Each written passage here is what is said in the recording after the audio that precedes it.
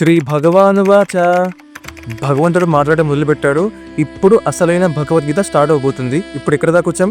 అర్జునుడు నేను యుద్ధం చేయను అని చెప్పేసి అలా కూర్చుని పోతాడు కదా. భగవంతుడు ఇప్పుడు అలా చిన్నగా ఒక చిరునవ్వు ఇస్తూ ఇలా చెప్తున్నాడంట. ఏమని? ఓ అర్జున, నువ్వు దేనికోసమైతే బాధపడకూడదో దానికే బాధపడుతున్నావు. జ్ఞానం కలిగిన వ్యక్తులు మరణించిన వారి కోసమైనా కానీ లేకపోతే బ్రతికున్న వారి కోసమైనా కానీ శోకింపరు. చూడండి, ఒకసారి అర్థం చేసుకోండి.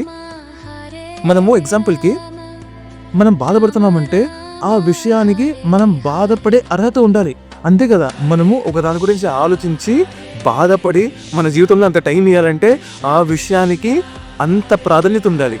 అంత ప్రాధాన్యత ఆ విషయానికి లేనప్పుడు నువ్వు ఎంత బాధపడినా ఉపయోగం లేదు. మరి దేనికి బాధపడాలి, దేనికి బాధపడకూడదు?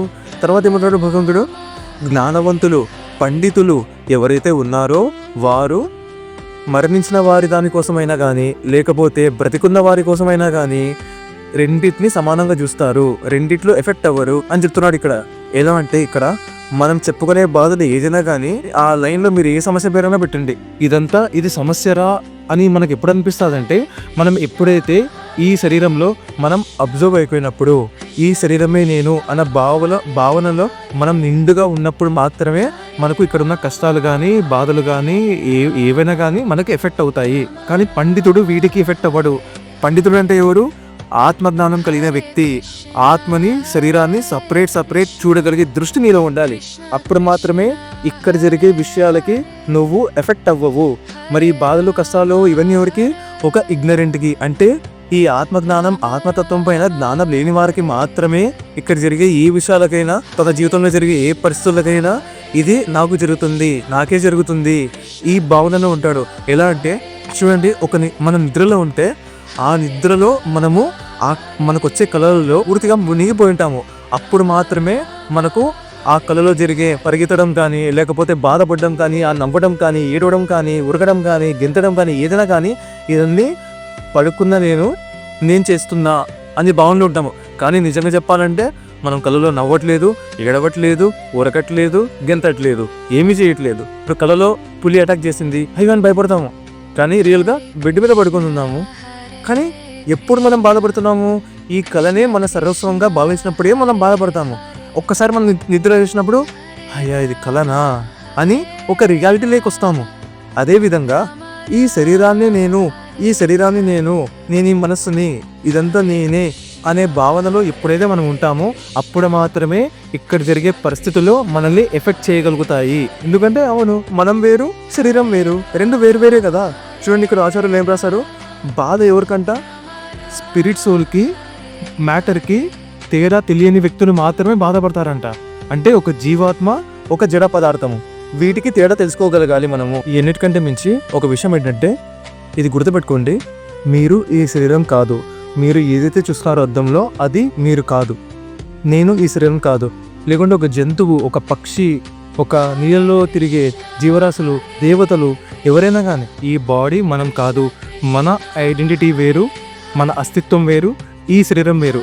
మనము ఈ శరీరంలో బందీ అయ్యామంతే.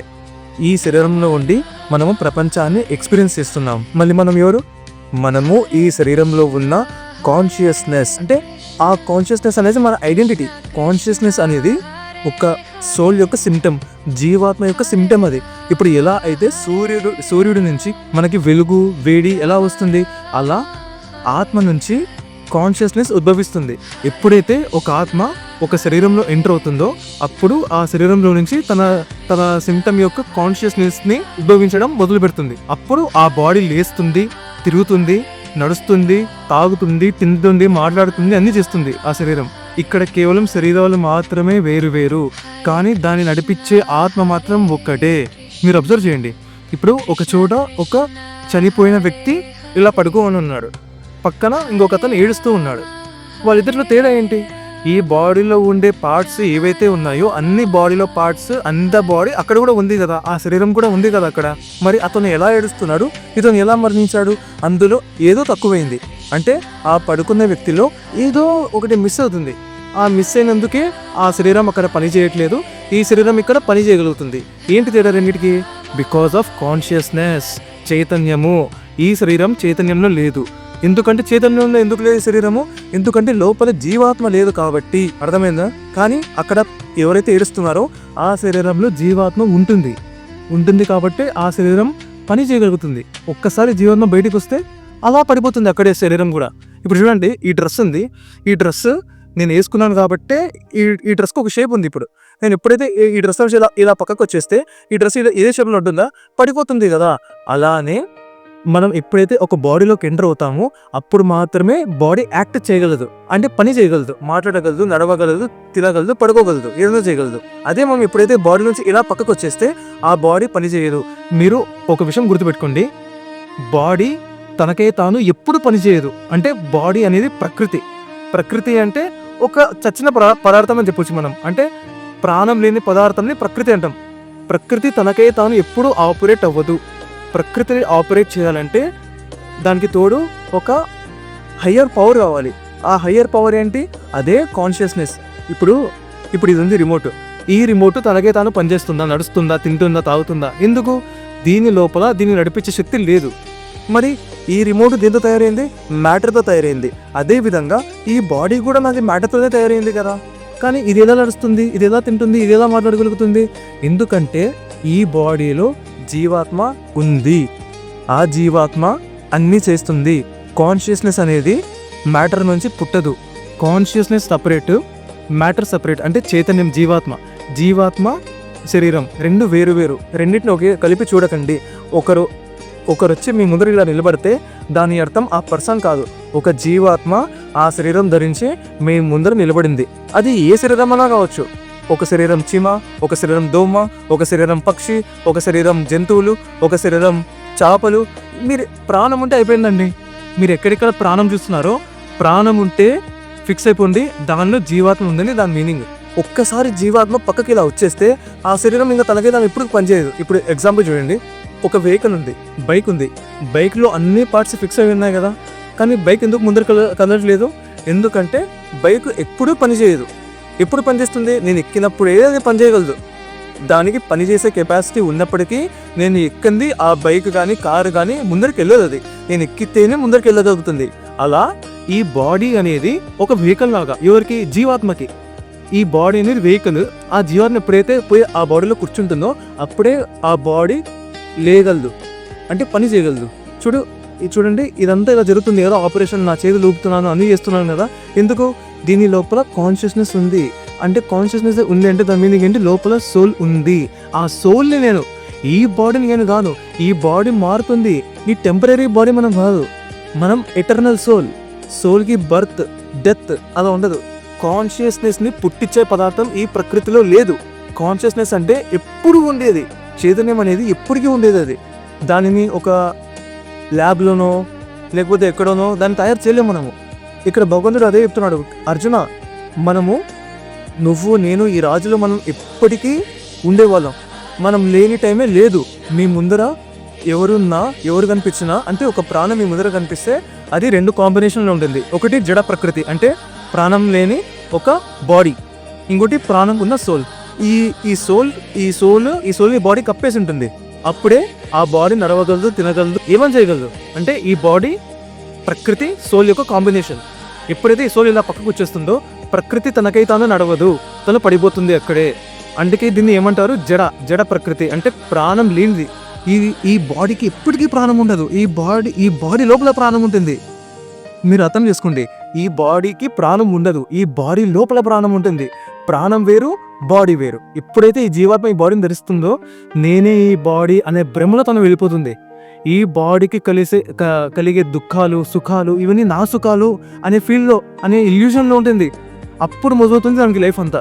అప్పటి నుంచి ఈ బాడీకి ఏం కష్టాలు వచ్చినా, ఏం సుఖాలు వచ్చినా, ఏం జరిగినా కూడా నాకు వస్తున్నాయి, నాకు జరుగుతున్నాయి, నేను నవ్వుతున్నాను, ఈ నేను అన్న భావన అప్పుడు పుడుతుంది దానికి. అలా ఈ జీవాత్మ ఎప్పుడైతే ఆ శరీరం ధరిస్తుందో, ఆ శరీరం ఎక్కడైతే తయారయ్యిందో ఆ తయారైన చోటుని, ఆ తయారైన ఊరిని, ఆ తయారైన నేచర్ని, ఇదంతా తన నేచర్గా భావిస్తుంది.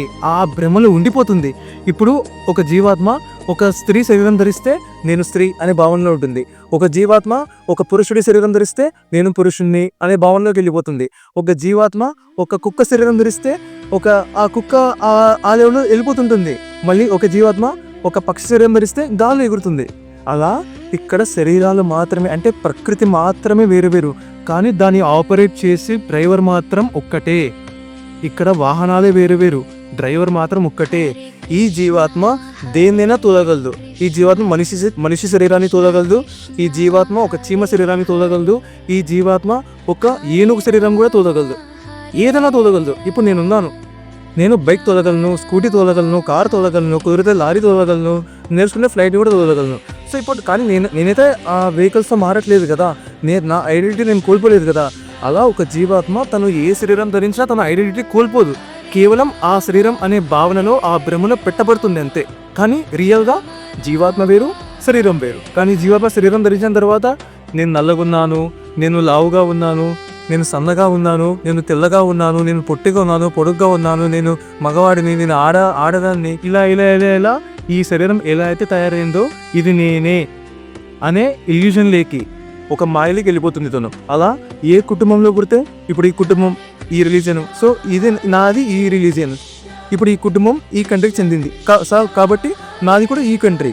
కానీ ఒక జీవాత్మకి ఈ శరీరం మాత్రం ఒక కర్మానుసారమే వస్తుంది. కానీ రియల్గా ఇది జీవాత్మ పురుష కాదు, స్త్రీ కాదు, జంతువు కాదు, పిచ్చుక కాదు, నీటిలో చేప కాదు, గాల్లో ఎగిరే రాబందు కాదు.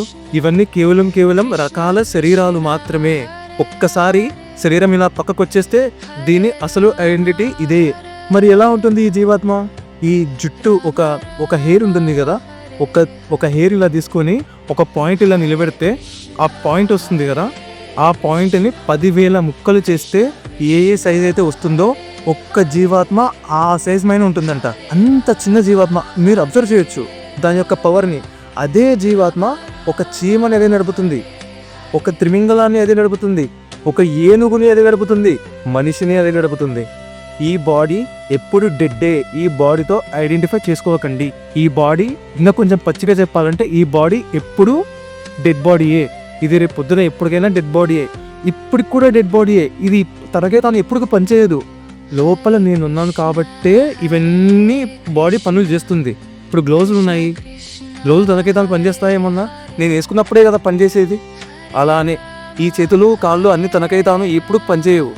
ఆ జీవాత్మ, ఆ కాన్షియస్నెస్ ఎలా అయితే బాడీలోకి ఎంటర్ అవుతుందో అప్పుడే ఈ బాడీ పని చేయడం స్టార్ట్ చేస్తుంది. మొత్తం ఒక జీవాత్మ ఒక బాడీలోకి వెళ్ళి తన యొక్క ప్రభావం ఏంటి, కాన్షియస్నెస్, దాన్ని మొత్తం స్ప్రెడ్ చేస్తుంది. బాడీ అంతా చేతులలో, కాళ్ళలో, కళ్ళలో, నోట్లలో, చెవులలో, ప్రతి భాగంలో తను స్ప్రెడ్ చేస్తుంది. ఎప్పుడైతే స్ప్రెడ్ చేస్తుందో ప్రతి అవయవం పనిచేయడం మొదలు పెడుతుంది. మరి ఎప్పుడైతే జీవాత్మ ఇలా పక్కకు వచ్చేస్తుందో ఆ బాడీ పనిచేయడం ఆగిపోతుంది. జీవాత్మ ఇప్పుడు బ్రతికే ఉంటుంది, తన ఐడెంటిటీని ఎప్పుడు కోల్పోదు. ఇక్కడ కేవలం ఇన్ని రోజులు ఆ బాడీలో ఉంది, ఆ బాడీలో పని అంతా అయిపోయింది, తను చేయాల్సిన పని ఆ బాడీలో అయిపోయింది కాబట్టి బాడీ నుంచి అలా పక్కకు వచ్చింది. దాన్ని మనం ఏమనుకుంటాం, డెత్ అనుకుంటున్నాం, చావు అనుకుంటున్నాం. అది కృష్ణుడు అంటున్నాడు, ఎవరైతే జ్ఞానవంతులు ఉన్నారో వారు చచ్చిన దానికి కానీ, మరణించిన వారికి కానీ, లేకపోతే బ్రతికున్న వారికి కానీ రెండు దాంట్లకు తేడా తెలుసుకోగలరు. రెండింటిని సమానంగా చూస్తారు, రెండింటిని శోకించరు. నిశ్చితం ఏం చెప్తున్నాడు భగవంతుడు, ఓ అర్జున, ఇక్కడ నువ్వు చూస్తున్న ఈ రాజులు కానీ, లేకపోతే నువ్వు కానీ, అది లేకపోతే నేను కానీ, మనం ఇక్కడ లేని సమయం అనేది ఎప్పుడు లేదు. ఇకపై మనం ఉండకపోని సమయం ఎప్పుడూ రాదు.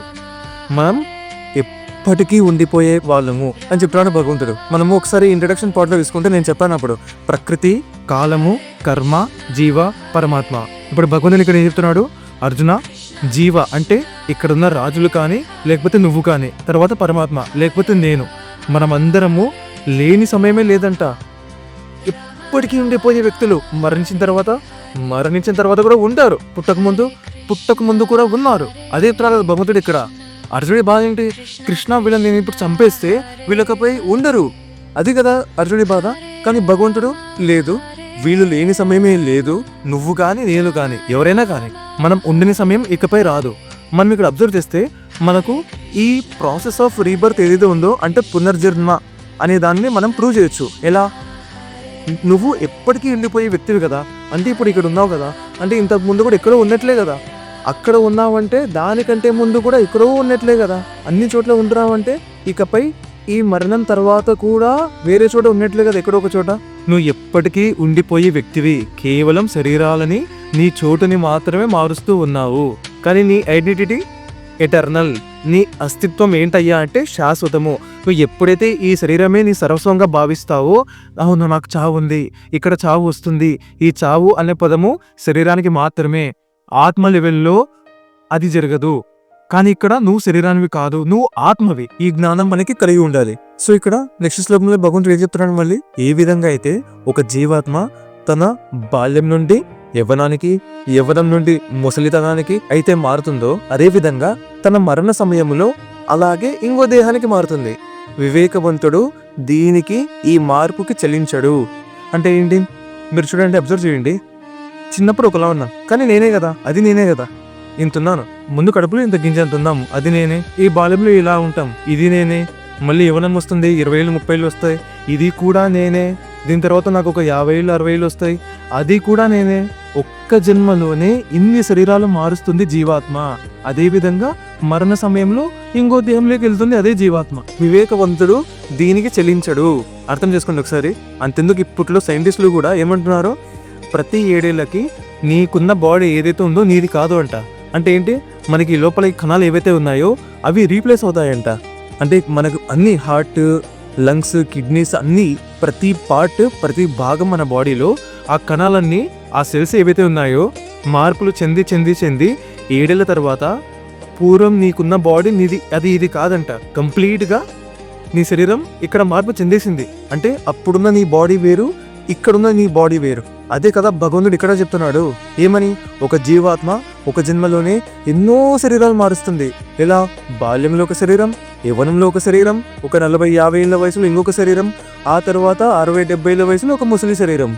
ఒక జన్మలోనే ఇన్ని మారుస్తున్న జీవాత్మ అదే విధంగా తన మరణ సమయంలో, అంటే ఈ బాడీ అనేది పనిచేయడం ఆగిపోతుంది ముసలివాడు అయిపోయిన తర్వాత. ఈ బాడీ ఇంకా లైఫ్కి సపోర్ట్ చేయదు. నేను ఈ బాడీలో ఉండడానికి ఈ బాడీ నాకు సపోర్ట్ ఇవ్వదు, కాబట్టి నాకు ఇప్పుడు కొత్త బాడీ కావాలా. అలా ఒక్క జన్మలోనే ఇన్ని బాడీలు మార్చిన, అంటే ఇన్ని శరీరాలను మార్చిన జీవాత్మ మరణ సమయంలో ఒక కొత్త శరీరంలోకి ఎంటర్ అవ్వబోతుంది. కానీ ఇక్కడ ఈ ప్రాసెస్ ఏంటంటే, మరణం అనేది ఒక పెద్ద చేంజ్, అది ఒక పెద్ద మార్పు. కానీ ఇక్కడ లైఫ్లో జరిగే మార్పులు అవి కంటిన్యూగా జరుగుతుంటాయి కాబట్టి మనకి అది అర్థం కాదు, శరీరం మారుతున్న విషయము. అంతే కదా. మీ చిన్నప్పటి ఫోటో మీరు ఇలా పెట్టుకొని చూసుకోండి, ఏంది ఇది, ఇదే నేను. ఇప్పుడు అర్థంలో ఇలా చూసుకోండి, రెండు ఒకటేనా? కాదు, మారింది, బాడీ మారింది. ఎందుకంటే మీరు ఆ బాడీ కాదు. బాడీ ఇప్పటికీ మారుతూనే ఉంటుంటుంది. బాడీ ఒక లైఫ్ లోపలే మారుతుంది, లైఫ్ బయట మారుతుంది బాడీ. ఈ లైఫ్లోనే ఎన్ని విధాలుగా ట్రాన్స్ఫర్మ్ అయింది ఈ బాడీ. కానీ నేను అనే భావన, ఈ ఫీలింగ్ మాత్రం అలానే ఉంది. ఆ కాన్షియస్నెస్ ఏదైతే ఉందో, ఆ చైతన్యం ఏదైతే ఉందో, దీనికి ఏ అదుపు లేదు. ఇది మాత్రం అలానే ఉంది. కానీ శరీరం మాత్రం మార్పులు చెందుతూనే వస్తుంది. అదేవిధంగా మరణ సమయంలో కూడా నువ్వు అలానే ఉంటావు. నీ చైతన్యానికి, నీ అవేర్నెస్కి ఏ మార్పు జరగదు. కేవలం శరీరం మారుస్తున్నావు అంతే. అది ఇక్కడ భగవంతుడు చెప్తున్నాడు. సో ఇక చాలు, మనం ఇప్పటికే చాలా డీటెయిల్గా వెళ్ళాము. ఈ నాలెడ్జ్ ఏదైతే ఉందో దీనిని సాంఖ్యయోగం అని పిలుస్తారు. దీని తర్వాత భగవంతుడు ఇంకా డీటెయిల్గా వెళ్తాడు, డీటెయిల్గా ఎక్స్ప్లెయిన్ చేస్తారు. ఈ సుఖ దుఃఖాలు అనేవి ఏంటివి, ఇవి ఎందుకు వస్తున్నాయి, వీటితో మనం ఎందుకు ఎఫెక్ట్ అవుతున్నాము, వాటికి మనకి సంబంధం ఉందా అసలు. సో ఇవన్నీ క్వశ్చన్స్, ఈ క్వశ్చన్స్కి ఆన్సర్స్ ఇవన్నీ తర్వాత వీడియోలో చెప్పుకుంటూ వచ్చేద్దాము. Hare Krishna. Thanks for watching.